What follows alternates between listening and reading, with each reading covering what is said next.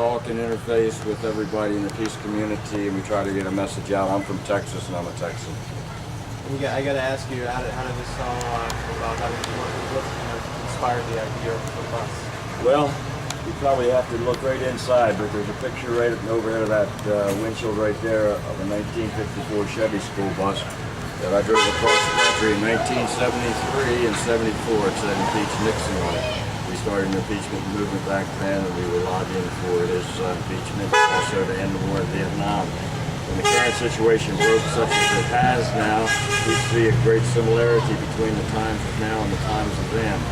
I feel very sad for this country right now. We're in a division worse than any time in history that I can recall since probably the Civil War. I'd like to see the country healed. I'm not a Republican, I'm not a Democrat. I reach out to both sides of the aisle to ask them to come together. But right now we've got some serious problems that we do need this impeachment question addressed promptly and swiftly and brought to the floor and have the judiciary process go through. One of the better rallies that you've seen, kind of as far as preparation is concerned, or? That's hard to evaluate, you know, everything's unique. I'll tell you what's so beautiful about here. This is America, because that's the community here. People in Maine don't sit back. People in Maine take things quite serious. And I know this because my granddaughter was born here. She was born in Maine Medical Center. My daughter lived on Osaka Beach. She grew up in Colton. There's a fortitude in the New England states. Now, I live in Texas. I'm a Texan. But I think you talk about patriotism, Patriot Act, folks, this is where the heart of that exists. You can see the expression tonight out here. You see the common folk from the area driving by and supporting this rally that do nothing of the rally. They haven't been on the road calling for impeachment or calling for impeachment. This country is up to here. It's overwhelming majority of people want impeachment. I travel around here, the truck stops, I talk to blue workers, collar workers, whatnot. I get 15 peace signs on this bus. As I drive down the highway, every, as I say, one finger salute. I mean, there's great support in this country for impeachment and for ending the war. It must begin now.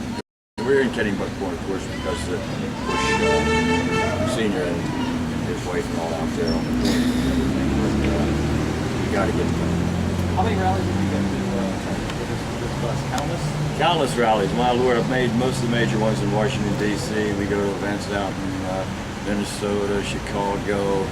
We've been down to Fort Benning, Georgia for the SOA Watch. We go to the Veterans for Peace conventions, support the rallies, and in particular right now we are very supportive of the Iraq Veterans Against the War.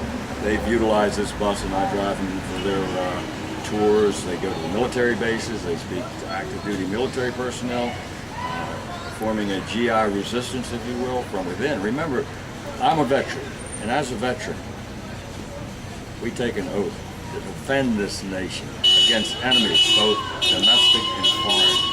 I'll tell you right now, we've got a problem here for the current administration. You can't have the blood on your hands that we have now. Folks, really listen, this is real. It's not a video game. There's over 600,000, maybe some reports say up to 1 million Iraqis dead. These are basically innocent people, much like the people here we see. They're flesh and blood. We're all one family in this world. We got to get that real. I'm old enough to know that. I'm old enough to know what authority is and what it isn't. I don't fear the generals. I don't fear the politicians. They're supposed to be serving us, not us serving them. Let's get it right. Get it right now. Or, you know, the country's gone. Appreciate it. Okay. Well, how do you pronounce your last name? Goodnow. G-O-O-D. I don't know. I'm going to give you a card. I have one. Okay, good. Yeah. Yep. And then now 70 states, countless rallies, and how I became shocked. And I realized that a lot of things that this country stands for, these purposes, the reasons it was founded for, these things were taken away from us and have been misused. Constellation over there was the first ship of this nation's Navy. Fort McHenry's just down beyond the bend over there. Up on that hill's Federal Hill where cannon lie from battles before.